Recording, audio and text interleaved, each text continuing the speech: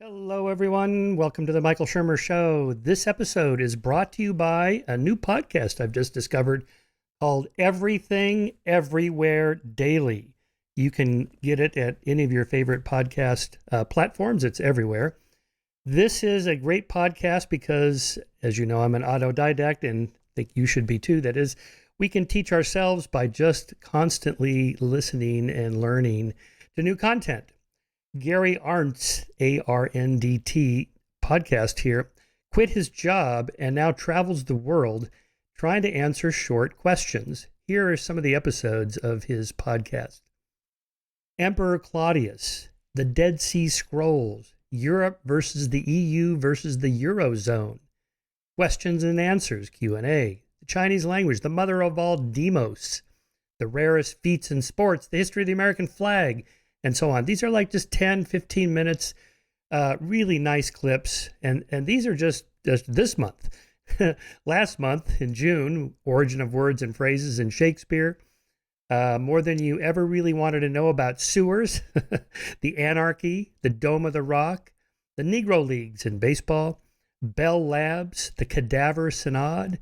And if we go back into May, there's another 31 episodes. In other words, every day, well, that's the name of the show, Every Day, Everywhere, Gary provides nice 10, 15-minute segments on different subjects. Here is one I just listened to. It's 14 minutes long. Could there be extraterrestrial life in the cosmos? One of the biggest questions that humanity has asked, are we alone? This is Gary's response. The possibility that there are other civilizations that we could one day communicate with has tantalized people for years. However, before we can answer that question, there are other simpler questions we need to answer, such as, is life even possible outside the Earth? And from here, you know, it does go into the whole concept of the Drake equation and what are the conditions that are right for life and so on. I happen to think there probably are aliens out there somewhere. I think they probably haven't come here, but that's a different subject. Gary here is just addressing this particular question. Anyway, that's the new podcast I want you to listen to. Before you listen to this episode, go to Gary's Everything Everywhere on any of your favorite podcast platforms and give it a listen. It's a fun podcast. All right. Thanks for listening. Here's their episode. Just to remind you, I'm the publisher of Skeptic magazine, which looks like this. It's one of the few magazines still in print, which you can pick up at the local bookstore or online at skeptic.com. This was our special issue last year on race. We're going to be talking about critical race theory today with my guest, Christopher Rufo. He's a writer, filmmaker, and activist. He's directed 4 documentaries for PBS, including America Lost, which tells the story of 3 forgotten American cities. He is a senior fellow of the Manhattan Institute and a contributing editor of the public policy magazine City Journal. His reporting and activism have inspired a presidential order, a national grassroots movement, and legislation in 22 states. Christopher holds a Bachelor's of Science in Foreign Service from Georgetown University and a Master's of Liberal Arts from Harvard University. He lives in the Pacific Northwest with his wife and 3 sons, and his new book, his first book, as far as I know, America's Cultural Revolution. We'll be releasing this on the pub date of the book, How the Radical Left Conquered Everything. Christopher, nice to see you. It's good to be with you. All right, so let's talk about a little bit about your background. I didn't know that much about you other than your activism. You're all over the place.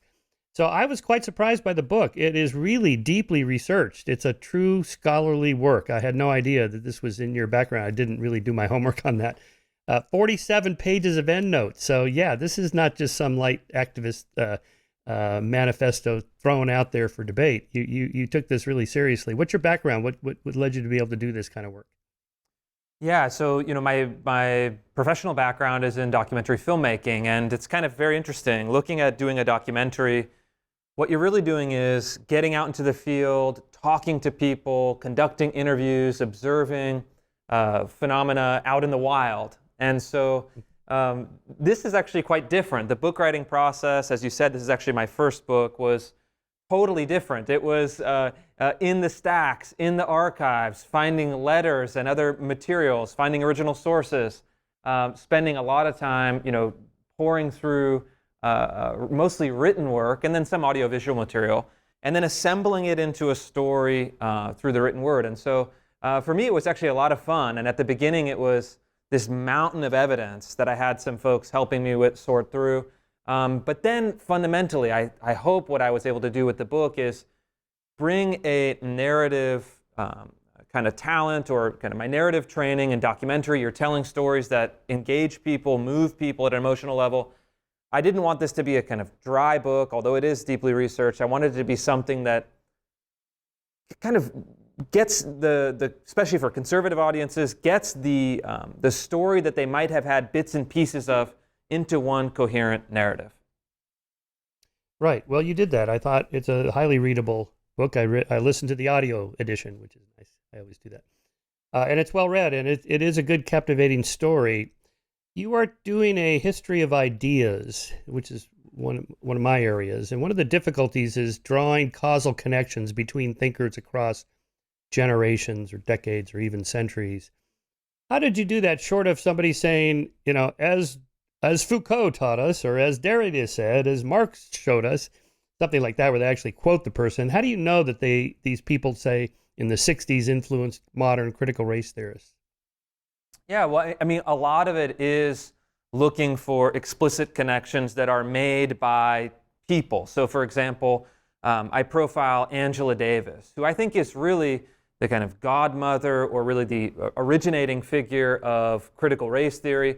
She tied the original kind of critical theory from the early part of the 20th century to American race politics in a deliberate way. Of course, her thesis advisor was the critical theorist Herbert Marcuse, who's also profiled in the book.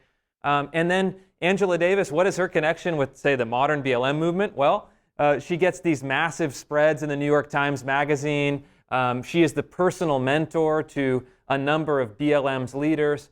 And then, for example, the critical race theorists specifically not only take a lot of her concepts and language, but even credit her with the influence. And so I tried not to make any specious connections. I wanted the connections to be not only verifiable through the reporting, through the research, but I wanted to really be charitable to my subjects. And I wanted to see the world first through their eyes, treat them fairly, treat them as serious thinkers and activists and writers, and then also then layer on my criticism or my critique, or embedding them in my own narrative. And I'll tell you, one of the things, and I think this sets it apart from a lot of conservative books, is that over the time, even though I really vehemently disagree with a lot of the ideas from Herbert Marcuse, Paulo Freire, Derrick Bell, Angela Davis, over the time of researching them, reading them, understanding their biographies, I developed a kind of appreciation for them, a respect for them. And I hope that comes through in the book. It's not merely saying, look at these awful people and their ideas are ruining the country. It's actually saying, let's treat them as human beings, let's treat them as serious historical figures, and let's try to understand them as people, even if ultimately I come down on the other side of them politically. Yeah, I think you did that quite well. In fact, there was far less criticism than I expected, given, again, what we see you on TV saying in sound bites where you have to hit hard. You don't really do that in this book so much, which is refreshing. And yeah, it's a conservative book, or you're a conservative, or whatever. I don't know.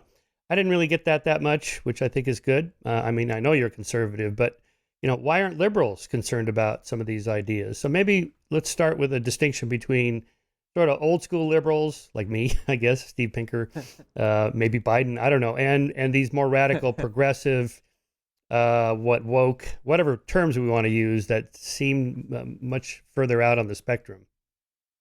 Yeah, I mean, that's a great point. And I think what we've seen, certainly since 2020, this process has accelerated, is a lot of the old line liberals, classical liberals, center-left moderates, have found themselves in an uncomfortable position. They might not agree with the kind of Republican Party, conservative politics, conservative movement ideology, but they found themselves quite estranged also from their kind of colleagues in some cases on the far left. And so you had this wrestling within the left, and you've seen many people, including our mutual friend Peter Boghossian, people in that mold, find themselves actually more aligned with conservatives, certainly the kind of center-right conservatives. And this is, in some sense, a battle within liberalism as well. In a different era, I might be a small L liberal, but in this area, I think it's kind of easier to describe myself as a conservative. But you have people that are anti-liberal. I mean, Herbert Marcuse, the critical theorist who's the kind of anchor biographical portrait in the book, is explicitly anti-liberal. Angela Davis, explicitly anti-liberal. Paulo Freire, explicitly anti-liberal. And Derrick Bell, the father of critical race theory, their whole movement is explicitly, in their own writings, deeply anti-liberal. It's against the concept of individual rights, private property, Enlightenment values. And so I hope that this can also speak to some of those estranged liberals and explain to them how the movement that has really taken over the institutional left in the United States has deviated from that small L liberal tradition and really originates from something much more radical, revolutionary, Marxist in nature. And I'm trying to give people a sense of where do these ideas come from? A lot of even New York Times readers were really bewildered in 2020. What's happening with all of our institutions? What's happening in the streets? What's happening with, academia? And I hope that this book can answer that question for people, to say, this is what you've experienced, and then I've gone to great lengths to uncover, the roots and the origins of our really modern, revolutionary fervor over the last few years. Okay, so you highlight, let's look at the people you highlight here. Herbert Marcuse, Angela Davis, Paulo Freire, and Derrick Bell.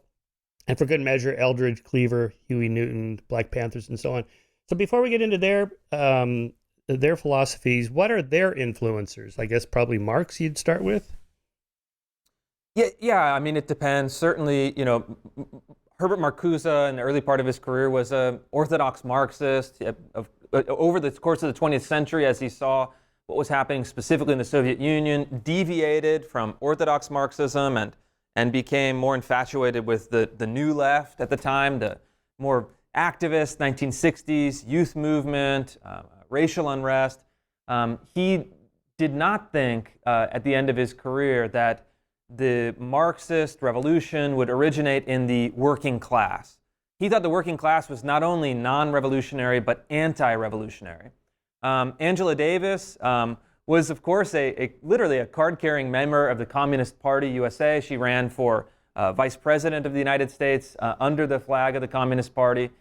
So she was deeply influenced by Marx, although she had written her graduate thesis on Kant. And so she was well-versed in the the Western philosophical tradition, Kant, Hegel, Marx, specifically German philosophers. And then she took them into the context of the United States and some of the left-wing radical movements and black radical movements. Paulo Freire, same thing. He was working with Marxist, Leninist revolutionaries in the Third World. Certainly, Marx was a huge influence. His idea of critical consciousness originates in some of those Marxist categories that he had learned while he was a student in Brazil. But the most interesting case is actually Derrick Bell. We've talked a lot about critical race theory over the last few years in the American public debate, but it's kind of interesting, actually, but very little discussion about Derrick Bell, who was the Harvard law professor, who was the inspirational figure, the founding figure in some ways of critical race theory. His students at Harvard Law and other elite law schools around the country, kind of inspired by Bell, established the discipline of critical race theory in the late 1980s. But Derrick Bell was not a Marxist. He says actually in some letters and other personal correspondence, I've been too busy to read Marx. I haven't really read the original material. Maybe I'm a left-winger, but not in the sense that he was a pedigreed intellectual. His course is actually very different, and I think really important. Derrick Bell, as a young man, grew up in the Pittsburgh area, came of age in Pittsburgh, served in the Air Force, went to law school, was a very successful student, really a brilliant student. You can sense his brilliance in his writing. And then he became a lawyer for the NAACP, doing cases in the deep South, desegregating schools in places like Mississippi. I think he oversaw something like 300 school desegregation cases. And so he was a civil rights activist, a small L liberal at the time. But Bell became disillusioned with the civil rights movement, with kind of small L liberalism, with even the desegregation movement. As history progressed into the late 50s and early 60s, his views really shifted.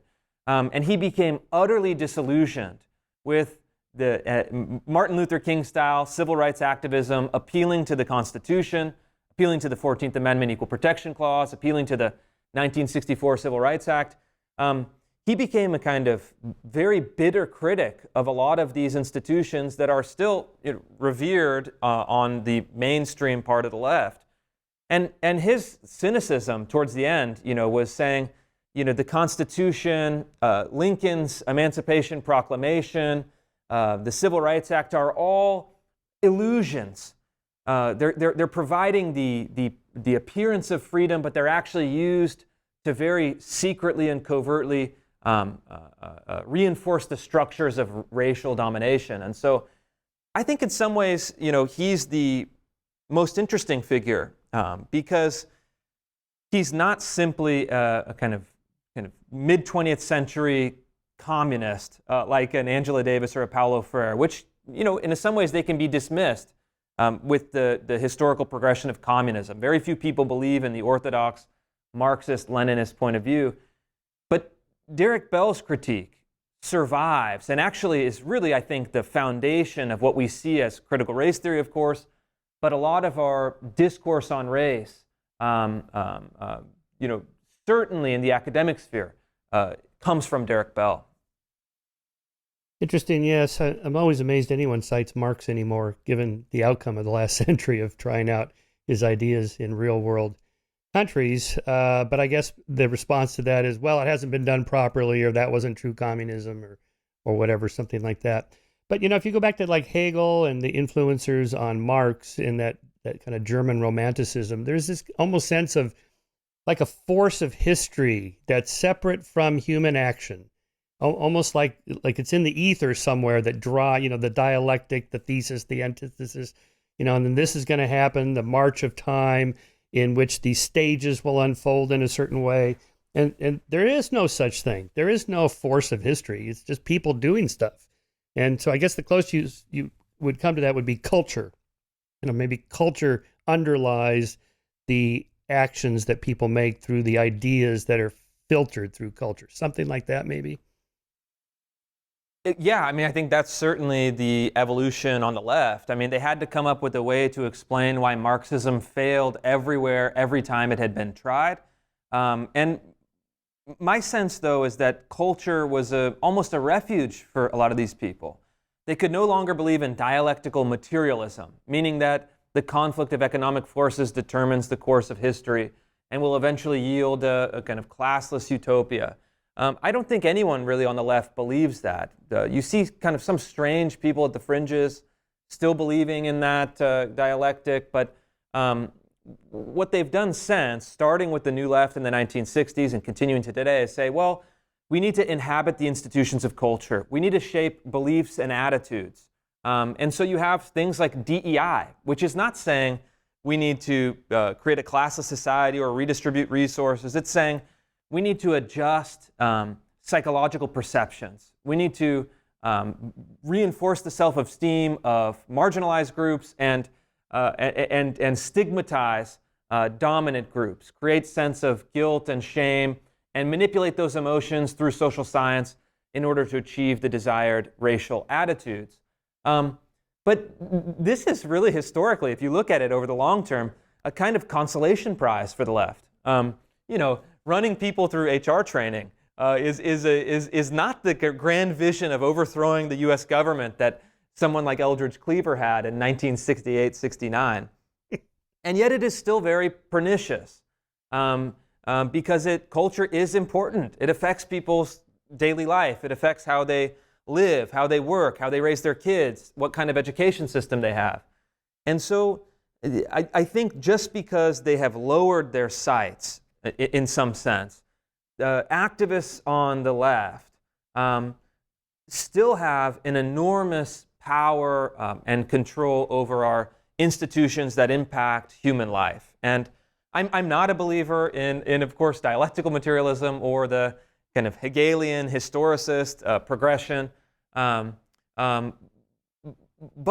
at the same time, those of us in the, let's say, the classical liberal tradition or the conservative tradition, or really the tradition of the American principles, still have to grapple with that ideology, because the founders believed in universal principles. They believed in a constant state of human nature, and they believed in a Lockean liberalism that said that there are certain fundamental precepts of reality to which we need to conform. And so I still believe in that, this kind of Aristotelian idea of human nature, of the forms of regimes. Of course, we're in a kind of democratic republic as our government, as our form of government. And then also the virtues. And the cultural left, really their greatest success is demolishing all sense of classical virtue, not only from our public discourse, but especially from our education system. Yeah, a couple thoughts there. I think there's this push to find deep root causes of specific events. How come there was that shooting in Chicago this weekend at that street corner? Well, it's poverty, or it's broken homes, or it's this and that. How about it's that guy right there? That's the problem, that guy. And it's a little bit like your colleague at the Manhattan Institute, Heather McDonald, makes this point about, this is an older article she wrote about drunken keggers at college campuses, in which these guys are doing what guys do when they're 18 and everybody's drunk at a party.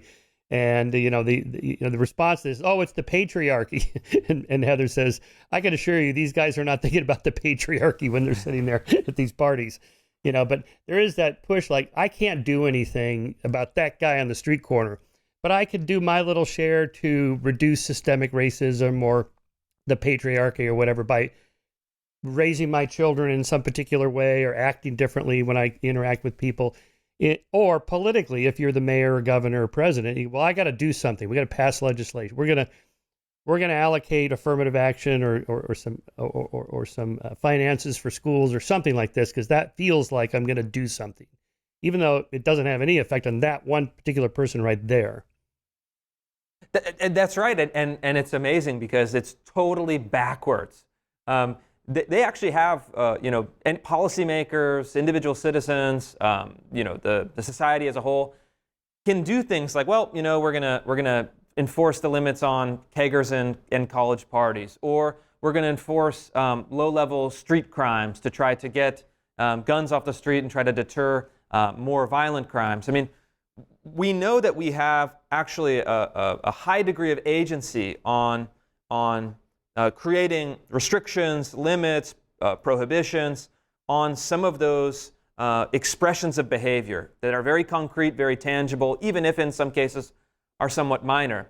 But our friends in government on the left say, well, no, we're not going to do the thing that we actually could have a significant and immediate impact on. We're going to go after, 1619 and the first arrival of African slaves in North America. And it's like, well, yes, that is something of certainly historical importance, scholarly relevance, and should even be part of the public debate. I think 1619 Project is certainly a thesis that is worthy of debate. But what do you do with that? I mean, short of having a time-traveling machine, you can't change the last 400 years of history. And then you can't really show any relevance to today beyond a very broad and metaphorical interpretation of current events. And so, I'm certainly with Heather McDonald, my Manhattan Institute colleague, with the broken windows idea, not only on policing but other aspects of governance. And I think it's really a shame because when you go back and you look at the civil rights movement, which against which Derrick Bell rebelled later in his life. You had, for the most part, in my reading, people who wanted to, kind of cash the deposit of the Declaration or the promissory note of the Declaration of Independence. They wanted to conform to not only the system of individual rights in the United States as a form of law, but also conform to middle class or bourgeois values as a matter of culture. And so you look at these great protests that actually my mentor, Bruce Chapman, attended when he was a young man in the 1960s on the Washington Monument, the civil rights marches, the very famous pictures. People are dressed in suit and tie. People look kind of immaculately dressed. These aren't necessarily wealthy people. These are working class people, many working class African Americans. But the image that they convey is one of immense dignity, of immense self-respect, and a kind of immense hope for equal participation in American society. I'm still really moved and struck by some of those images.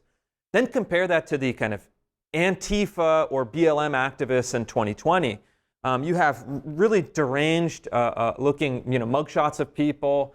You have people that look just visually quite disordered, and then committing, sprees of violence in the name of what? It was never quite clear what they wanted beyond defunding the police or just having a justification for violence. And so those two images, if you look at them side by side, I think reveal the kind of fundamentally changed nature of the modern left, and one that even my friends in the center or on the kind of classical left, I think need to grapple with and should be deeply uncomfortable with. And they should ask, by reading the book, say, wow, where has our movement gone? Where did it go so far off the rails, and what can we do to course correct it? Yeah. I often wonder how many people actually believe the rhetoric or the ideas. Certainly the characters you write about, they believed it. They were hardcore theorists about it. But how many of their followers believed it? How much of the general public really bought into it? It's the same question for today. The DEI program. Everybody I know that has to take these HR training programs, including me, and I rant about this all the time about how idiotic they are. My example is, you hear an off-color joke about sex or race or whatever, and you should A, repeat the joke and tell all your friends, B, intervene and explain why telling jokes like that is inappropriate, or C, contact HR. The answer is always contact HR. And my president at Chapman, I said, come on, what are we doing this for? And he said, well, it's kind of a practical legal thing. If you do something and we get sued, we can say, hey, look, Shermer took the course right there, October 17th. There it is in the computer. Our hands are clean. So I do wonder if it's, to what extent it's kind of practical. Disney does its thing. How many of Disney employees believe it? Or they just go along with it? Or the spiral of silence, they're afraid to say anything, and it's only a few people. I just really don't know. The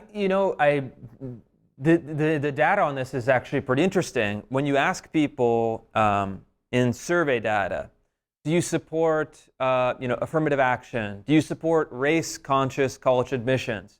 Do you support mandatory diversity, equity, and inclusion training? They overwhelmingly say no. This is people of all political affiliations, all racial backgrounds, and yet all of those things are required by virtually all of our major institutions, especially American universities. And so you have this mismatch problem where public sentiment is against it, but all of our institutions and even our public policies are for it. And the question is, well, why is that the case? If we live in a democracy, shouldn't majority sentiment eventually translate into public policy? But the answer is that, in my view, there are concentric rings of influence on these issues. You have the tightest ring, which is the fanatics, the people who are deeply committed to it. They work in it. These are the DEI administrators. These are the critical race theorists. These are the kind of BLM activists, let's say. And then you have another concentric ring of people that say, well, I more or less buy into the premise of this. I want more diversity. I support it. So that, let's say, 30% of the public, maybe a little bit more depending on the issue.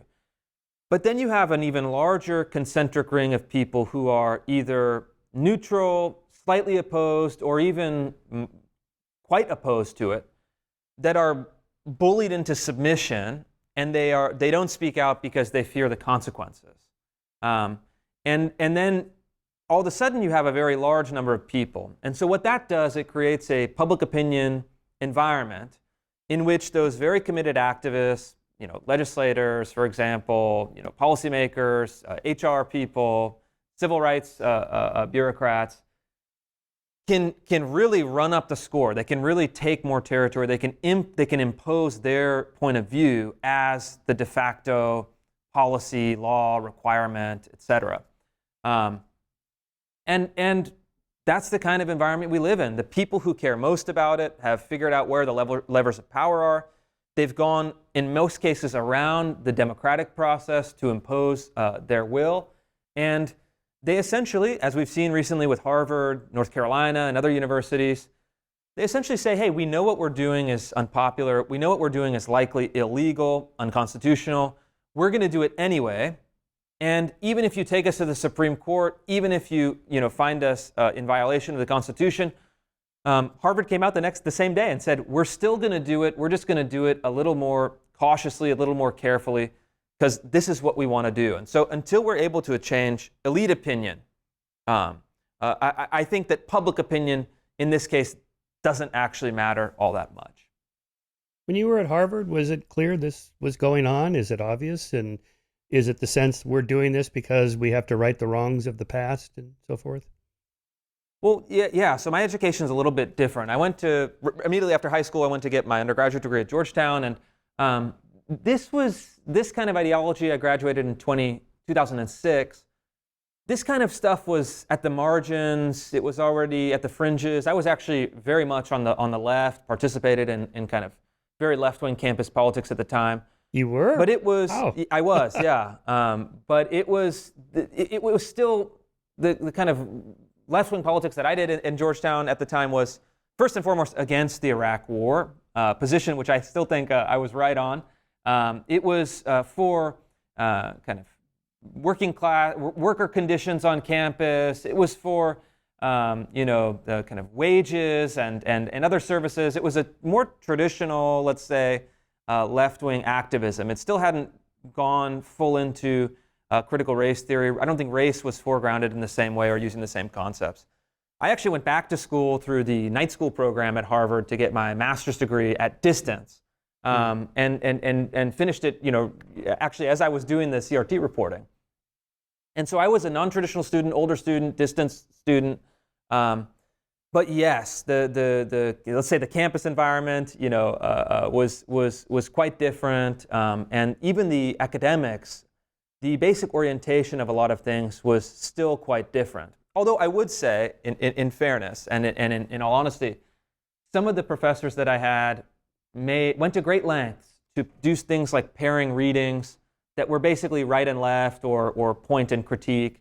And so even in some of the social thought surveys, they would say, hey, here's Marx and here's Adam Smith, here's Rawls and here's Nozick. So I think for the most part, most honest academics still strive to give their students a wide range of opinion. But you can see just from the absurd administration emails, all of the bureaucrats at a place like Harvard, and I'm sure Georgetown now as well, the bureaucracy, in some sense, is less tolerant, less open-minded, less rigorous, and more fanatical in pushing ideology. And so it's something that I fought against in public policies to say, hey, wait a minute, why are university administrators imposing ideology not only on students but also on faculty? Administrators should be facilitating open discourse, rigorous academics, high-quality student life, not serving as a kind of enforcers of a political orthodoxy and recruiting students into explicit political activism. That's not the role of the adults on campus. Students should be able to protest. Faculty should be able to protest and publish, all of their points of view. but the administration should be neutral on controversial matters of opinion. This is something that at the University of Chicago, the famous Calvin principles, or the Calvin statement.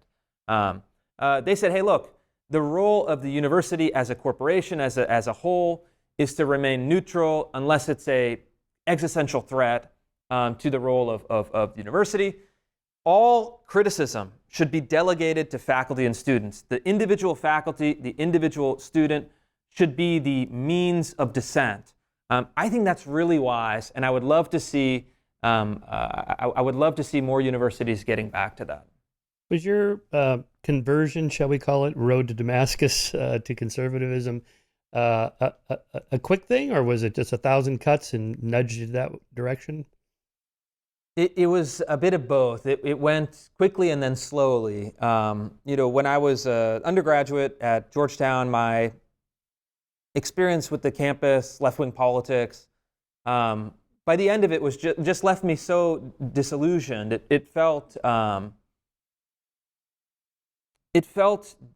totally inauthentic. It felt somewhat absurd. It felt like a kind of play acting. And at the same time, the people in this kind of environment are people who now are, I'm approaching 40. They're running large institutions. These are the people who kind of service the prestige institutions around the country. But they were, kind of the politics that they were pushing at the time felt to me very fake. It felt very self-serving. It felt very much like an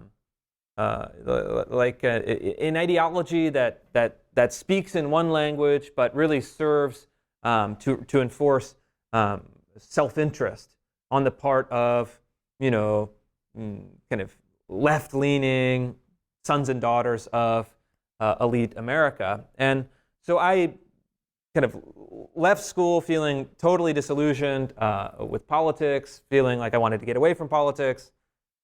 Worked as a documentary filmmaker, and then that process of 1,000 cuts, that slow conversion started to happen as I read more widely, as I traveled around the world observing how different societies work, and then became, through a couple of key readings and observations and matching my my own study with what I was observing around the world, realizing over time, actually, the conservative intellectual tradition lines up with the reality that I've seen as a filmmaker, working on documentaries, much more closely. It's actually much more consonant with reality, consonant with human flourishing, and so that set me off on the track of this political change.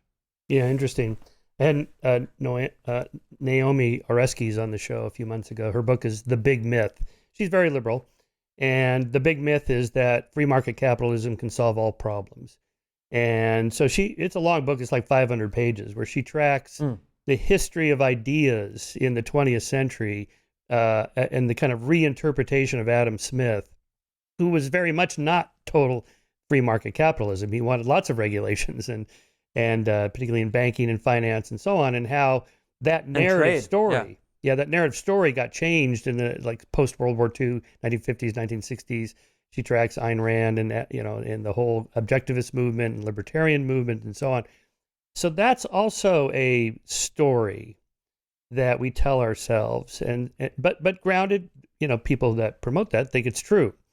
And so I do wonder, kind of ontologically speaking, what is the truth? What's the right idea? What's the best way to bring about human flourishing?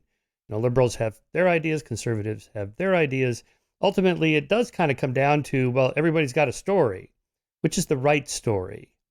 And, I'm not sure what the answer is to that. I think conservatives do make some good arguments, and Burkean conservatism, let's not just burn the whole thing down. We've had these social institutions for centuries. They work reasonably well. Look what happened in the French Revolution compared to the American Revolution. So, okay, yeah, I get all that. I agree. Don't burn the whole thing down. But we have to have some institutions of change, because if we didn't, we'd still have slavery and torture and no civil rights and no women's rights and so on. So somehow the change has to come about. So I guess the question is, what's the right way to bring about change for increased human flourishing? Yeah, it's a great question, and I would answer it in a couple ways. I mean, first, I actually probably be amenable to some of the points made in the big myth as you've outlined. I certainly don't count myself a libertarian, and I think that sensible restrictions on the economy, on the free market, are necessary in some cases. I think that the free enterprise system is it's almost a kind of human miracle. It's enabled an explosion in rising standards of living all around the world, certainly the standards of living that we have today. But there are some negative externalities or negative consequences, those of which I most care, regarding culture, regarding family, regarding social institutions. And so I think that the free market, in my view, is not an end in itself. A lot of the radical libertarians in the post-war period treated the free market as an end in itself, as the telos, as the end towards which we should strive. I think it is an immensely powerful means, but has to be oriented towards another end, and another highest good. Just simple economic frenzy is not the highest good in itself, although it can help yield it as we work towards it. But the question that you're asking, from my point of view, is a critical one, because in this book I demonstrate all of the main ideas over the course of the mid to late 20th century that eroded at the confidence and the kind of self-consciousness or unself-consciousness of the founding American principles. So, if you look at the consensus after World War II, it was that the founding was one of the greatest historical achievements in world history. The United States was fundamentally a force for good, defeating, Nazism and then communism. That our American institutions, while imperfect, could be improved, and our system of private property, individual rights, constitutional liberties, economic freedom was a boon to the world. That has, though, I think, been disrupted through experience, through ideological warfare, through the critiques by the people in the book as well as others. And so I think the task for conservatives, and one in which I maybe make some suggestion in the conclusion, but certainly don't flesh out as we would need, is if you believe in the American founding, if you believe in American principles, how can they pass through the critique of the past half century? Can they pass through the critique on kind of the Marxist critique, the critique on racial grounds, the critique on educational grounds, how the education or pedagogical grounds? And then, of course, can it pass through, as a matter of public policy, the ideas from critical race theory? And so I'm an optimist. I certainly hope that they can, those American principles can overcome the critique. But it's by no means guaranteed. And if we look at the state of play right now institutionally, the critique, the left-wing critique of the American principles has the upper hand in our institutions. It is the default ideology. It's really a reversal. And so you and I have been playing with this idea right now. Well, are you a conservative? Chris, are you conservative? I'm not really sure that fits. In some ways, it's a shorthand that makes sense, because you say, "Hey, I'm a conservative because that's my camp. That's who I'm fighting with." But on the other hand, it's not quite accurate, because I actually advocate not for Burkean conservative preservation of the institutions. I actually advocate for something much more activist in nature. At the end of the book, the conclusion is we need a counter-revolutionary movement, intellectually, ideologically, and politically, to subdue and overcome the left-wing cultural revolution. And so, in some ways, I'm probably more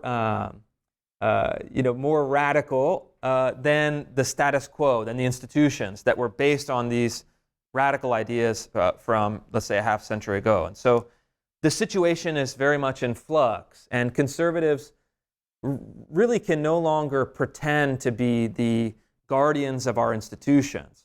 We have to acknowledge that the status quo is that we are on the outside of the institutions with a set of radically different values, that if we want those values to flourish, if we believe that it is better for our society to have our government run along our values, we're going to have to take quite dramatic political moves, democratic political moves, of course, but dramatic political moves nonetheless.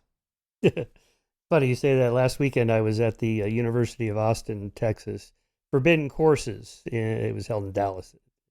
Anyway, Mark Lilla was there, who's a historian of political revolutions, and I had your book with me. I'm like, because he gave a little lecture on revolutions. I go, hey, look, check this out. And I said, it's Chris Rufo. He's a conservative. And I told him what's in the book, and he goes, he's a counter-revolutionary. That's right. And I'll tell you, counter-revolutionary is such a great word because it was originally, in Marx's time, an epithet. And then, of course, in Chairman Mao's time, in China, it was the gravest epithet, one that would be, punishable by death. And so, radicals, even in Marx's time, Marx went through the revolutions of 1848 in his lifetime. He wrote about it. And he was really in despair after this set of revolutions. He said, the counter-revolutionaries have won at every turn. They've gutted the revolution. It's now a farce. In Herbert Marcuse's time, he wrote more or less the same thing. He said, the counter-revolutionaries of Richard Nixon, they've gutted the Black Panther Party. They've sent their undercover agents everywhere. They've signaled the end of the revolution. And so they use those as insults. But I say, well, you know what? I got to read more about this. Let's learn more about Richard Nixon. And I discovered in my study of Nixon, well, Nixon actually was fantastic. Nixon was great. Nixon was one of the great presidents of the 20th century. And if he's a counter-revolutionary, so am I. I accept that label and I embrace it. Yeah. All right, let's talk about revolutions. Do you know that communist joke about, come the revolution, everyone will get strawberries and cream. And the little worker goes, but I don't like strawberries and cream. He says, come the revolution, you will like strawberries and cream. Right. Somehow the revolution is going to bring about everybody's change of opinions on everything. But, just thinking That's about your chapters on your four characters, and then some recent events like the guy watching Wimbledon, some activists went out there and threw some orange crap all over, and he's got a T-shirt that says "Stop Oil," or these activists that throw pea soup on the painting, or they glue themselves to the wall. How do they think this is going to bring about the change? What's the mechanism behind that? Or the MAGA people that showed up on January 6th, had they gotten in there and taken over Congress, what were they going to then do? Start voting on bills? So back to your characters. What did they think the Black Panthers, Huey Newton, all these characters that were, robbing banks or killing police or whatever, they're, using violence. How was that? How did they see that this was going to bring about the change, politically, legally, or whatever? The Black Panther parties had an elaborate theory answering that exact question. They called it their FOCO theory. FOCO for focal point or focus, or this kind of spark, this kind of spark metaphor that was used by the Weather Underground. And the idea was that through revolutionary action, through assassinating police officers, through bombing the United States Capitol, as the Weather Underground did in the early 1970s, we are going to raise the consciousness of the oppressed masses who are now kind of have fallen asleep because of the capitalists' false consciousness. And by focusing on these dramatic examples of armed revolution, the consciousness will spread. That spark will turn into a prairie fire. And then people will start to riot and revolt all over the country. And eventually we'll ride this crest of action towards kind of third world style revolution against the United States government and establish our own Marxist-Leninist state. I mean, they write this, they acted on this. It was not metaphorical. They really believed it. and from the reading that I've done of that time period, there was this kind of strange consciousness, this really this belief in radical change that I think led them to these really kind of, looking back, insane conclusions. So they had a theory. They put their theory into action. Their theory failed in their time. And then the more sophisticated people, like Herbert Marcuse, said that theory was wrong the whole time. We live in a mass administrative society, a complex bureaucratic society. You can't just, like you could maybe in the third world country at the time, take over the TV station, take over the ministry building, and then declare yourself, the coup is successful, we've won. And so if you talk about January 6th, obviously, and I said this at the time, was such a disaster, such an unconservative, such an unpatriotic action to take over the body of legislative deliberation. That's not how we make change in our society, and of course is condemnable.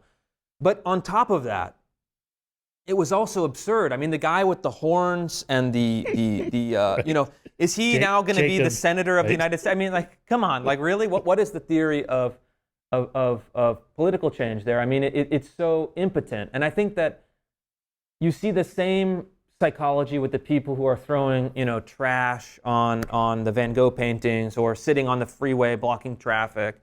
I think what it is, it's pathetic in the sense of pitiable. In the sense of it is a sign of impotence. People are lashing out in the most immediate, instinctual way they could imagine, but one that lacks all hope for actually making any substantive change, and in fact sets their cause back. Look, I'm on the political right. January 6th was not good for the political fortunes of the right. These people throwing stuff on Van Gogh or blocking traffic in a similar manner is not good for the environmental movement. And so you have it both on moral grounds in both cases, and I think on practical grounds. That kind of activism is counterproductive in every way imaginable. Yeah, well, like Antifa. How is going through a CVS and shoplifting as much crap as you can in a trash bag and running out, how's that going to bring about the end of capitalism or whatever? Oh, and I'll tell you on that point, actually, even Marx would say that. One of the things Marx writes about, in his analysis, CounterRevolutionaries, obviously, bad, but he also writes about the what he calls the lumpen proletariat, the rabble, the people at the fringes, the alcoholics, the bums, the unemployed. I think the Antifa would fit quite well as lumpen proletariat, and Marx says these people are poison for the revolution. They have no discipline, they have no rigorous intellect, they can't pursue political goals with any kind of rigor or discipline or stability, and in fact they ruin the chances of the revolution with their. I mean, he's really lights into them with their lethargy, their sloth, their sloven. I mean, he really lights into them, and so it's actually quite funny as in 2020 watching, say, all right, well, the people that are looting the Target or burning police stations on fire, there were some professional class people involved, of course, but for the most part, I think the faction would be better described as a kind of lumpen proletariat faction or movement. And so, that would have that even Karl Marx would not love, which I think is one of the ironies of the last few years. That to me is just something really fun. Infantile Marxism or whatever they called it. Yeah, that's right. Yeah, but the lumpen proletariat, right? So it's an insult, but isn't it just regular, average people just trying to make a living and raise their kids and go through life without too much trouble? And they're just not into being at the high table of theory.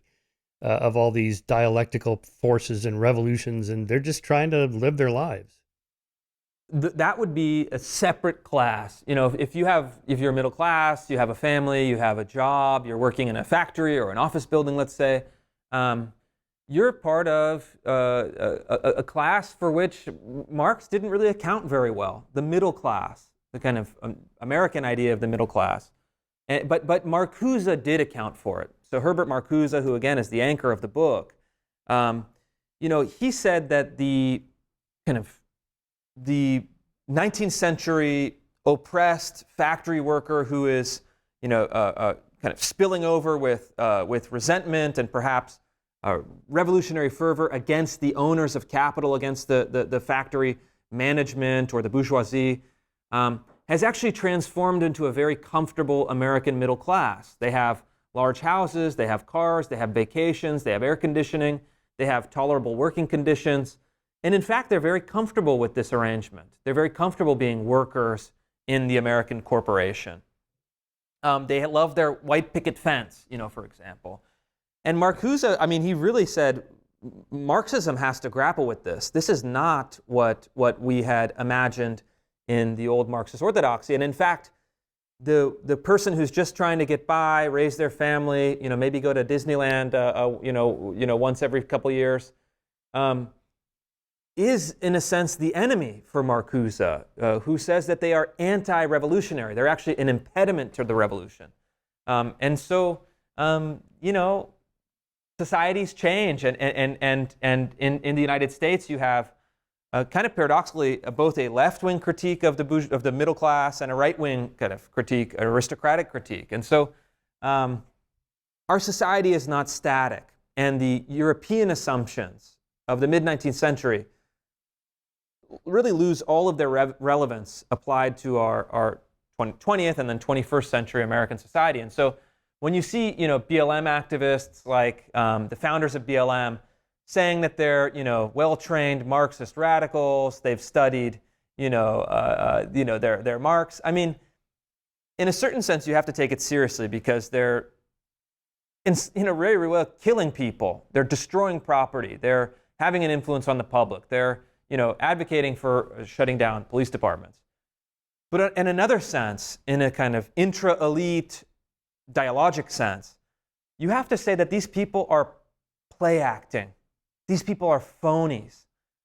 These people imagine themselves to be, mid-20th century Marxist-Leninist radicals, but they're actually therapeutic liberals of the 21st century, talking about their trauma and spewing psychotherapy jargon as the intellectual foundation of their revolution. It's just pathetic if you think about it in those terms. Yeah, I was reading your book thinking of Erica Chenoweth and Maria Steffen's research on political violence. Let me read. This is from the Moral Arc here. The political scientists Erica Chenoweth and Maria Steffen entered all forms of both nonviolent and violent revolutions and reforms since 1900 into a database and then crunched the numbers. I think it went up through 2015, something like that. 2006. From 1900 to 2006, nonviolent campaigns worldwide were twice as likely to succeed outright as violent insurgencies. Chenoweth added that this trend has been increasing over time. In the last 50 years, civil resistance has become increasingly frequent and effective, whereas violent insurgencies have become increasingly rare and unsuccessful. This is true even in extremely repressive authoritarian conditions where we might expect nonviolent resistance to fail. Why does nonviolence trump violence in the long run as a means to an end? People power, Chenoweth says. How many people? According to her, no campaigns failed once they achieved the active and sustained participation of just 3.5% of the population, and lots of them succeeded with far less than that. Every single campaign, quoting her, that did surpass that 3.5% threshold was a nonviolent one. And then she goes on to talk about, who are these revolutions? Well, the moment you start killing people, the average person doesn't want to get involved. You kidnap Patty Hearst, and it's like, okay, this has gone too far. I'm on board with the idea, but, you start killing people, kidnapping people, then I'm not going to donate to your cause anymore. And then so they lose momentum that way, or they get locked up. That's right. No, that's great. I actually, I think that summary is spot on, and I think, look, the other element here, and I'm very sensitive to this in my political activism, the practical political work, is that is true, I think, to a certain degree on both sides, but it is especially true for those of us on the political right, because we do not have the kind of media sophistication, the media institutions, the narrative building capacity. The political right is much more easily destroyed by unfriendly media narratives. If you look at the Tea Party was a nonviolent, grassroots, mom and pop, spontaneous protest movement, and yet it was able, through the kind of left-wing narrative, cherry picking signs or quotes or individuals or interview bites with people who may not be representative of the group, was able to be undercut in a certain manner. And so I actually think that for the political right, public demonstrations and protests are inadvisable in most cases. And I would say that there are really two exceptions. The first exception, and this demonstrates your point beautifully, is the pro-life movement. The pro-life movement, or pro-life activists or extremists at one time were engaging in violence. Mm-hmm. And that turned the American public against the movement to an extraordinary degree. But the pro-life movement then spent many decades in enforcing discipline, coordinating their messaging, making young people, especially young women, the face of the movement. And all of their protests and marches were characterized by utter peacefulness, positivity, very, people were well dressed, people were well spoken, well presented. The activists knew the narrative that they had to convey. They had very high level of discipline. And so those rallies, I think, are a good model. And I think now the parent movement, something in which I've been involved with since 2020, as my education reporting was coming off the ground on CRT. These are people that are, again, well-dressed, well-spoken, middle class, or professional class, articulating an argument at school board meetings, which is, of course, a legitimate realm of democratic debate, and they're pushing a message, some of which I've helped them craft over time, that is persuasive to the people in the middle, that is not threatening or hysterical or violent. And they've had enormous success on that front in the last few years. And so for those of us who want to see some of these changes, we have to remember the dynamics of political protest are not in our favor. And in order to get changes, we have to have a very high standard of presentation, self-discipline, and organization. Let's talk about you and Ron DeSantis's use of the state to punish or change or something with Disney. Pinker and I both spoke out against that as not being very classical liberal, but we're not conservatives. And then I see Megyn Kelly had Dave Rubin on and just excoriated him. He defended you and DeSantis, and she was just having none of it. Of course, she's classically conservative. And her argument was that this is going to backfire against us because when you have, say, a Democratic governor, he's going to use the state to punish us conservatives. Yeah, that argument doesn't hold water for a number of reasons. The first of which, it's the turnabout is fair play argument. Well, the left has been doing that for decades. They're already doing it at a vast scale. And so that's a moot argument. You can't make that argument because the factual basis of the argument already does not apply. But there's a second argument, and I think I could maybe persuade at least some of the classical liberals, is that actually what DeSantis did was, in a very Adam Smith sense, in a very classical liberal sense, or even libertarian sense economically, was actually even the playing field. And so if you look at the specifics of what he did not punish Disney in a way that gave them an unfair, or in a way that created an unfair disadvantage for Disney relative to their peers. In fact, actually, Disney had gotten through lobbying efforts, through kind of political manipulation efforts in previous decades, they had gotten a sweetheart deal. They had a political regime, taxing regime, real estate regime, and other favorable policies that only advantage Disney. This is called crony capitalism, where Disney had special advantages that none of their competitors and no other private firm had. And what DeSantis did is say, hey, you know what?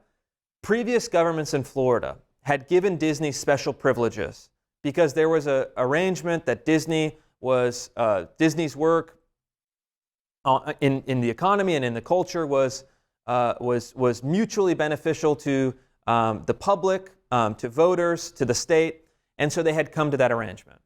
DeSantis' argument implicitly was that Disney had now broken their end of the deal, and he was revoking their special privileges, so they were having now to compete on an equal playing field with other firms. And so in order to make the argument on classical liberal grounds, you'd have to be in this absurd pretzel to say that, no, crony capitalist, special privileges are part of our, a classical liberal tradition, and they should be preserved for Disney. I don't think that that's quite true. And so the argument actually, when you get into the mechanics, becomes a little more fuzzy. And perhaps you could say,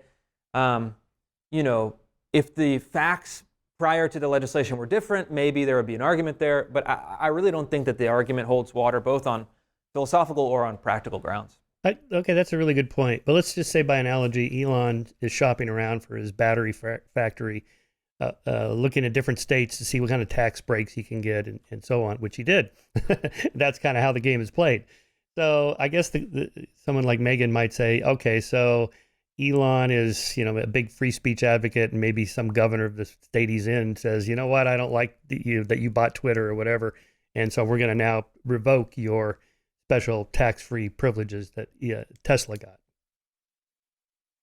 Yeah, I mean, well, in a sense, that already is implicit in the status quo, right? I mean, I think that he moved a lot of the production to Texas, which offered him some large incentives. And he's moving some of the production, at least, out of California, which did not offer him those large incentives. I think for a number of reasons, and in theory, California, which is committed to electric vehicle production, which is committed to a clean energy future, using their language, would do everything they can, would compete with Texas. I don't know why specifically, it's not my area of reporting, but you can see that states are competing and that conservative states are winning some of those contracts. Look, in an ideal world, would I personally prefer a system in which there was no negotiating, no special privileges, no tax incentives to specific companies? They had a general system of business taxation and regulation, and firms could either take it or leave it. I personally would prefer that arrangement. That's just not the status quo. And so I think that in an environment in which states are actively competing on many measures, on taxes, property restrictions, housing production, environmental policies, infrastructure, roads, maintenance, etc. Well, why shouldn't states also compete on cultural issues that are part of the public debate? I mean, it seems actually paradoxically that the left has internalized a economic neoliberal position to say that it's fair to lure companies or discourage companies on economic grounds, but not on cultural grounds. And so we flipped it in some ways, that now the right is saying, you know what? Economic libertarianism is a means to an end, but our end is flourishing society, maximizing human potential, securing people's individual rights, and protecting families against hostile cultural conquest that is being subsidized and encouraged by even private firms. You have to remember that Disney said, we're going to put all of our lobbying efforts towards promoting trans ideology in elementary schools. And so they are now a political combatant. If Disney says, hey, we're going to push to promote trans ideology in Florida elementary schools, the people, through their elected representatives, through their elected governor, have every right to say, no, we're going to protect our kids, we're going to protect the vote of the legislature, and we're not going to subordinate our fundamental public interests in having a good school curriculum to a private firm that is, in some ways, inserting itself in the political process. Yeah, okay, I can see that. Yeah, because one of my own areas of research on creationism, attempts to teach creationism in public schools has failed at every legal case, and it's been going on for a century since the Scopes trial. And that those are liberals saying, "Hey, the state should intervene in there with public schools." Your point is that a private institution that puts itself in the public sphere like that, there's a lot of fuzzy area there. Yeah, I can see that. Okay. All right, I want to talk a little bit about critical race theory. I'm going to read you, we did this issue on race of Skeptic. So I asked my longtime writer friend, Stephen Beckner, who wrote a great article for us called The Case Against Postmodernism, which is funny. Nice. Anyway, I invited him to, write the kind of make the case for critical race theory. What's their best arguments and what's wrong with it? Anyway, he wrote back, declined. Unfortunately, I don't think I'm the right person to steelman CRT. These days, I regard all of this as an altogether too narrow application of the precepts of postmodernist ideas. The aims of CRT proponents and what is more broadly termed wokeism are clearly tactical, not scholarly. The currency of that realm is moral indignation, loyalty testing, virtue policing, scolding, in-group status, preemptive condemnation, and political maneuvering. The only currency I have to offer is logic and rational argument, such as it is. Unfortunately, there's no recognizable exchange rate between these currencies. He's such a great writer, even his email. We have reached a point where the very definition of critical race theory, CRT, has become a political hot potato. You have the sympathizers arguing disingenuously that there is no trace of CRT in our culture outside of college-level academia. And on the other side, the alarmist detractors claiming equally disingenuously that CRT is a cultural poison that destroys the very idea of Americanism. Meanwhile, CRT, the original one, not the left or right bugaboo version, is actually a fairly limited, perhaps anticlimactic call for a type of affirmative action within the justice system. Who doesn't want that? All of it feels like a divisive distraction from more thorny and intractable problems. I just don't see this as much of a culture war among the working classes. They've been racially and socially diverse for a long time. Out of necessity, most can't afford to quit a job just because a coworker has some identity they don't like, for example. It's the elites who are deploying this as a wedge issue in order to draw moral distinctions that enhance their status and justify their economic privilege. Your thoughts?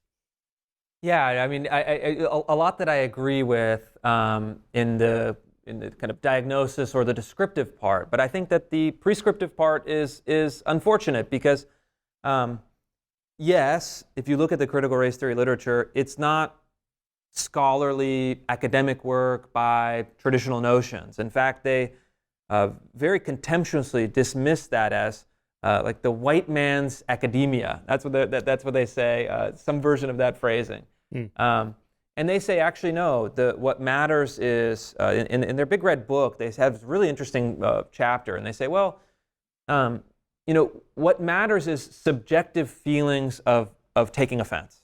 And if I have a subjective feeling of taking offense as a member of a racial minority class, let's say, then therefore, ipso facto, that is objectively offensive, and remedial action can be taken.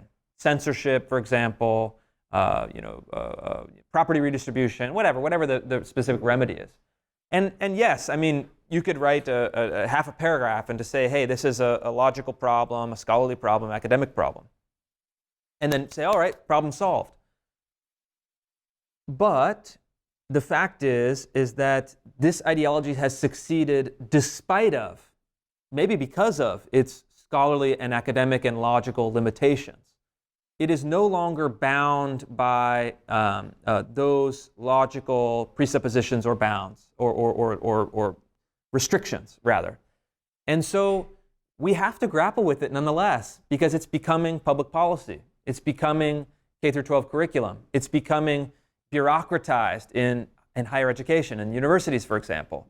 These are all fanatical defenders, promoters, and warriors in favor of critical race theory as an academic discipline, or really critical race theory as interpreted as a practical and activist ideology. And so you can't merely say, not logical, not substantive, not rigorous, not my problem.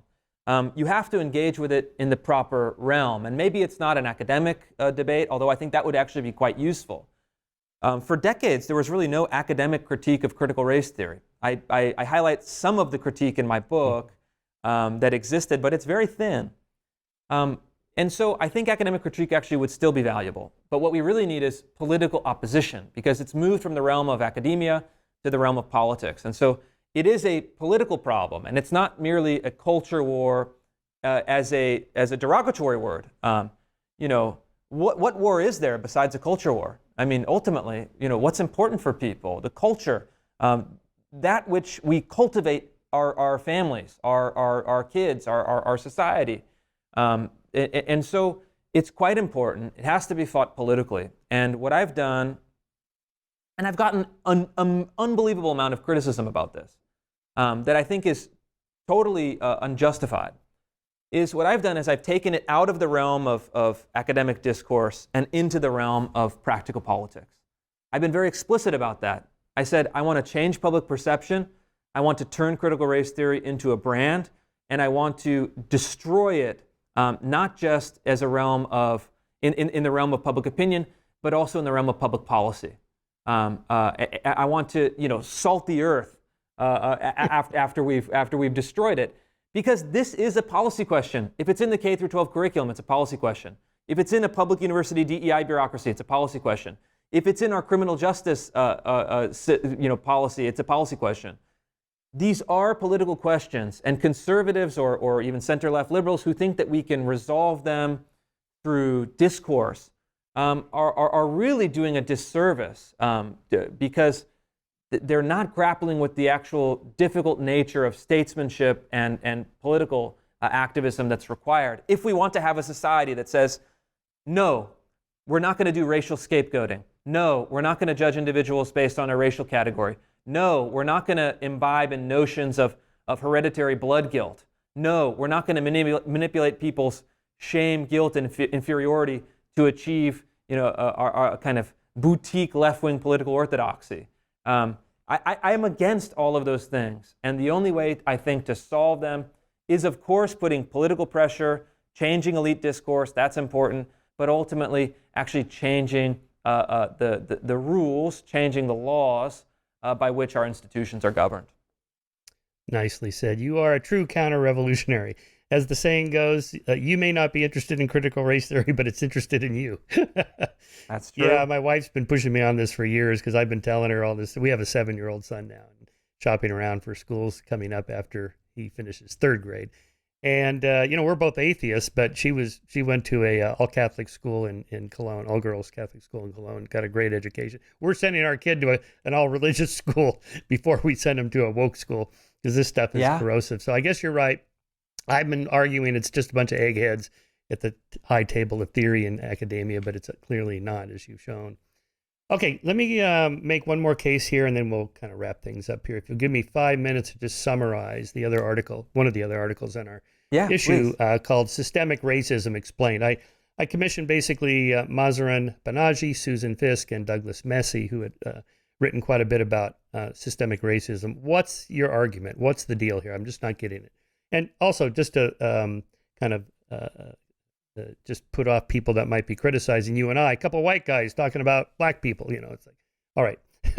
So here's their summary of, just a few clips, maybe 5 minutes here. So they write, race is baked into the history of the United States going back to colonial times and continuing through early independence with slavery was quietly written into the nation's constitution.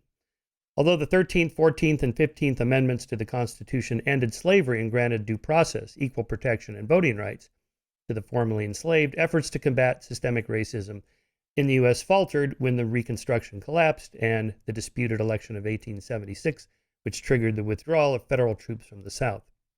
And then 1876 to 1900, 90% of all African Americans lived in the South and were subject to the dictates of the repressive Jim Crow system. 83% lived in poor rural areas, occupying ramshackle dwellings clustered in small settlements in or near the plantations where they worked into the 20th century. Between 1900 and 1970, millions of African Americans left the rural South in search of better lives in industrializing cities throughout the nation. As a result of this migration, by 1970, nearly half of all African Americans had come to live outside the South, 90% in urban areas. It was during this period of black urbanization that the ghetto emerged as a structural feature of American urbanism, making black residential segregation into the linchpin of a new system of racial stratification that prevailed throughout the U.S. irrespective of region. And then she goes through the whole real estate stuff, redlining, 1920s, 30s, and so forth into the 60s. By 1970, high levels of black residential segregation were universal throughout metropolitan America. As of 1970, 61% of black Americans living in U.S. metropolitan areas lived under hypersegregation, a circumstance unique to Americans. Although in theory segregation should have withered away after the civil rights era, it has not. In 2010, the average index of black-white segregation remained high, and a third of all black metropolitan residents continued to live in hyper-segregated areas. This reality prevails despite the outlawing of racial discrimination in housing, the 1968 Fair Housing Act, and lending, the 1974 Equal Credit Opportunity Act, and the 1977 Community Reinvestment Act. In the early 1960s, just a couple more paragraphs here, more than 60% of white Americans agreed that whites have a right to keep blacks out of their neighborhoods. By the 1980s, the percentage had dropped to 13%. So here they're tracking much moral progress in attitudes, although overt discrimination in housing and lending has clearly declined in response to legislation. Covert discrimination continues. Rental and sales agents today are less likely to respond to emails from people with stereotypically black names or to reply to phone messages left by speakers who sound black. A recent meta-analysis of 16 experimental housing audit studies and 19 lending analyses conducted since 1970 revealed that sharp racial differentials in the number of units recommended by realtors and inspected by clients have persisted, and that racial gaps in loan denial rates and borrowing costs have barely changed in 40 years. One example, if the candidate's name is Lisa Smith or Lakeisha Smith, then the latter is less likely to get a call back and so on. And then they conclude, no other group in history of the United States has ever experienced such intense residential segregation in so many areas and over such a long period of time. So their conclusion is that, yes, things are way better than they used to be, and even if most people are not racist overtly, it's just baked into the system. How do you get out of poverty when you have that kind of 2 centuries, 4 centuries of this kind of oppressive life? Anyway, so we got to acknowledge that we have not fulfilled the American dream for everybody yet. Oh, for sure, yeah. I mean, I think that the historical facts that you just outlined, are mostly true. I would maybe dispute some towards the end, the kind of analysis that they put together. But yeah, I mean, look, the historical facts are true. And then they also, in the piece, outline when all of those methods of state-sanctioned racism, slavery, segregation, discrimination were progressively outlawed. So, of course, Civil War, all the way to the mid-1960s, early 1970s with some of the housing and voting and civil rights acts. So the question, though, becomes then, after there is full, formal, legal equality, what is the standard by which we measure systemic racism? How do we define systemic racism? And there's an interesting bait and switch, because the argument is that they say, well, all of this is systemic racism, from chattel slavery to the fact that Lakeisha Smith is less likely to get called back than Lisa Smith. They say, well, that's all the same phenomenon. It's the same thing expressed in a different historical period. I think those are probably 2 different phenomena, right? And then so you ask, well, how are they making that argument? They're saying, well, you have this transition in the mid-20th century from explicit, formal, and legal racist policies to what amounts to implicit racist policies. And so, well, all right, well, what do they mean by that? They mean that when you measure things statistically, there is a disparate impact on outcomes. And so Lisa versus Lakeisha Smith is just one example of that. You can say, well, the police, there's not outright racist policies in policing or housing or geographical distribution, but there are still disparate outcomes. Okay, well, that should perk our attention. Well, Well, why is that? Is it because people are secretly and subconsciously racist? That's the unconscious bias theory. That's been really shown to be kind of a bunk idea. Are police more likely to shoot a black suspect than a white suspect? Well, Roland Frye at Harvard showed, well, not really. Actually, in fact, it might even go the other way. There actually might be more hesitation towards shooting a black suspect. So then you're saying, well, there's not a causal mechanism, but the outcomes are still, that we can establish, the outcomes are still different. Well, then you have to actually do something that's quite uncomfortable for most people. You have to say, well, if there are more African American men in jail than Asian American men, is it because our society is systemically racist against African American men and systemically kind of giving systemic privileges to Asian American men? I mean, you could make that argument, but I think that on the face of it, most people would get uncomfortable making that because it's not true. Then you say, well, is the rate of, if you compare it to the rate of criminality, do African American males on average, as a whole, commit more crimes than Asian American males, or let's say Asian American females, for example, that have extremely low crime rate? You might find that more sophisticated statistical analysis, being multivariate in nature, can account for those disparities that are used as the justification or explanation of so-called systemic racism. And you find that actually it's not racism at all that is operative. It's another set of background variables. Robert Rector at Heritage Foundation has some great papers about this 20 years ago that are still foundational to how I think about this. He says, well, no. If you control for those background variables, you find that actually the argument for active systemic racism vanishes across a whole range of things, not just something silly like Lakeisha versus Lisa Smith, callback experiments, but for something really meaningful. For example, he wrote these papers on childhood poverty, and he said when you control for kind of mother's academic achievement, mother's participation in state welfare programs and household family structure, the gap between white and black childhood poverty disappears. It's zero.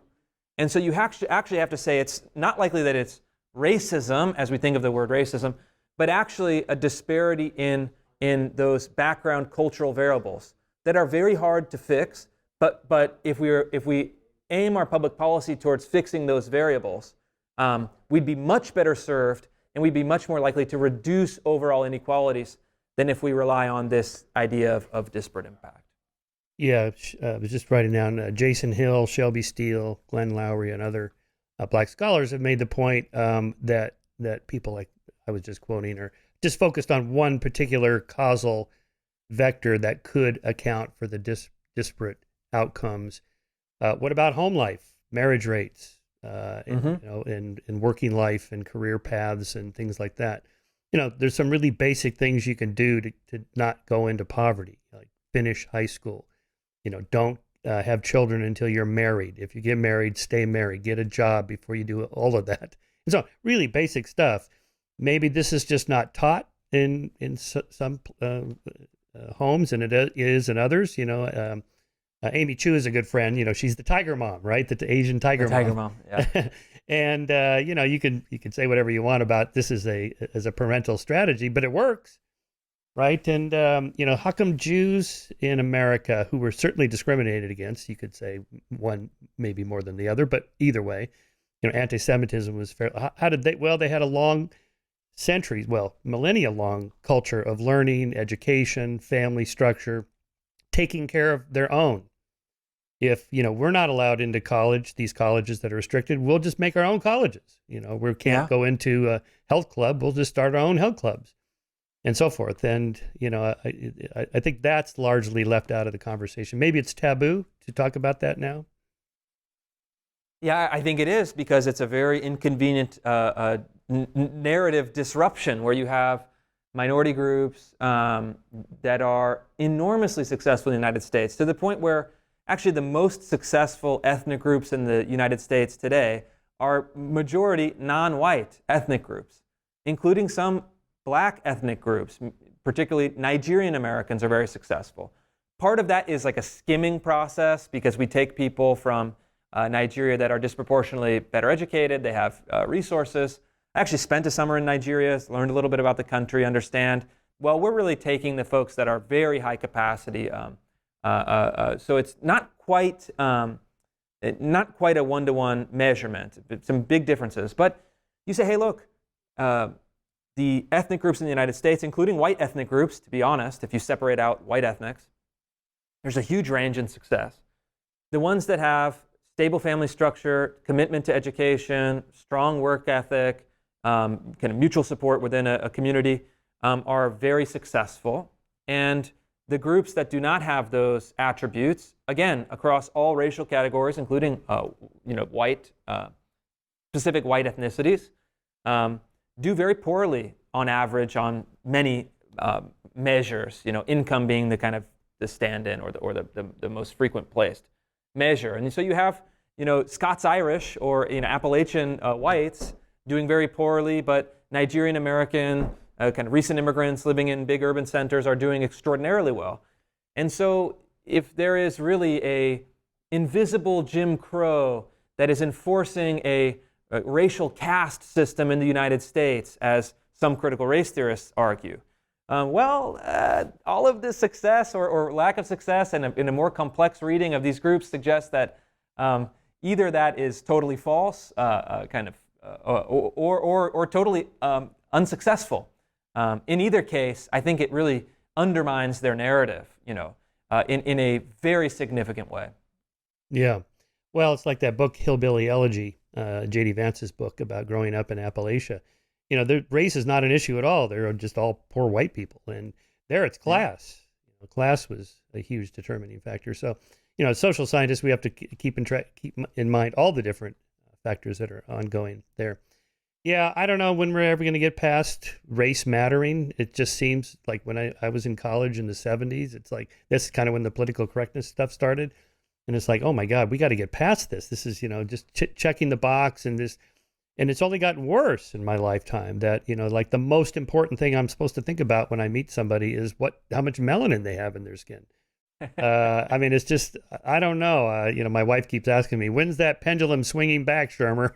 I'm like, any day now. So maybe we need activists like you to, I don't know, give us a prognosis. Is going to kind of swing the other way in 10 years, 20 years?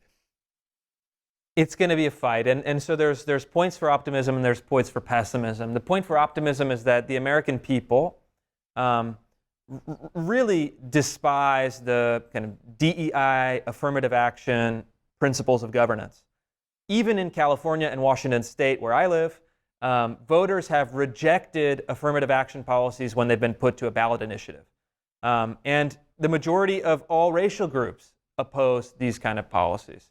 The majority of each racial group, rather, opposes these kind of policies. And so public opinion, despite all of the media dominance, academic dominance, bureaucratic dominance of the DEI, movement, let's say, the American people are still pretty level-headed. They want equal treatment as an individual, regardless of group category. They want that, kind of their civil rights protected. They want colorblind equality, not, racial favoritism and equity. On the case for pessimism, though, it's going to be very difficult. The problem of racial equality is a thorny one. It is one that has vexed the United States for its whole history, and is going to continue, frankly. There's going to be racial equality into the future because those background variables that we've been talking about are really at great odds. And so you have, I think, a very uphill climb to yield practical, let's say, economic, racial equality in the short and medium term, at least. And as long as there is that kind of inequality, visible inequality, statistically measurable inequality, the narrative of critical race theory will have a base of support. It will have the kind of political, emotional, and intellectual grounds where it can seed that narrative. And so we're in a bit of a conundrum because paradoxically, as I make the argument at the closing of the book, it's saying the remedies of critical race theory are actually likely to make inequality worse. But paradoxically, that's better for the people who are running a critical race theory style regime. Inequality justifies their claims on power. And so they have no incentive to actually make things better in the real world. And so if we go that direction, it's going to be a very long, very brutal, and very disillusioning politics in our future. Do you see any role for any kind of reparations for formerly oppressed peoples or even currently oppressed people? Not get the checkbook out and send everybody like a COVID-19 check for payroll protection, but just like tax breaks or some kind of incentive, kind of a choice architecture nudge kind of thing to help, like the GI Bill. We're gonna give you a tax break on your home mortgage or an extra break if you're married, that kind of thing. I mean, the government can't force people to get married, right? And stay married and have an intact home because that matters. You can't do that. But they can give, like, I'm married and I get a tax break for that. I own a home and I get to deduct the interest on my mortgage. So apparently the government wants me to be a homeowner and wants me to be married. So maybe they could do even more than that for oppressed people. I don't know. What are your thoughts on reparations like that? I would say this. I mean, I certainly oppose any kind of race-based reparations payments. I think it's absolutely the wrong direction to go for a host of reasons. But I would actually say that we have the evidence about this. Historically, if you look at Lyndon Johnson's Great Society anti-poverty programs, these were, to a large extent, a kind of race-based reparations policy that was backed up by the latest discoveries in social science, they thought, that was deployed at federal mass scale. And these programs now are spending about $1 trillion a year, disproportionately measured as a basis of population to African Americans, especially African American descendants of slaves. And the evidence, however, of this, that it has helped in any way, is totally lacking. And in fact, the most persuasive evidence, in my view, shows that it's actually had negative unintended consequences. And so these are policies that sound great, and that's why they're often passed in legislation. But we have to be very sober and very level-headed in analyzing, well, do they actually work? Do they help us achieve the stated intentions? And in my reading of it, both intellectually in a kind of academic capacity, but also as someone who spent 3 years in a researching and documenting a public housing project in Memphis, Tennessee, and getting a firsthand look at the impact of this style of governance. I think that, barring aside that it would be, there's constitutional problems, legal problems, et cetera, I just don't think that it would work. I don't think that I don't think that these kind of programs, there's any evidence that they'll be successful in the future. They certainly haven't been successful in the past. All right, Christopher Rufo, that's a good place to end it. I'll read the final paragraph of your wonderful book here. From that humble beginning, America's cultural revolution can be overcome. The American public can restore the mechanisms of democratic rule, reform the institutions that have compromised public life, and revive the principles of the Revolution of 1776. And unlike their enemies, whose promises always vanish into the ether, they can make them real. They can re-secure the rights of the common citizen, allowing him to live as an equal, raise a family, participate in the republic, and pursue the good, the true, and the beautiful. Nice ending. All right. Thank you for your work. Thanks for talking to me about all these very hot button issues, Christopher. Thank you. I really appreciate you taking the time to read the book, and it's been a great exchange. Oh, it's a great read. Again, to my listeners, if you want to know where these ideas came from, it's all right there. Those characters back in the 50s, 60s, 70s. It's amazing how deep and rich their scholarship was. It's real. So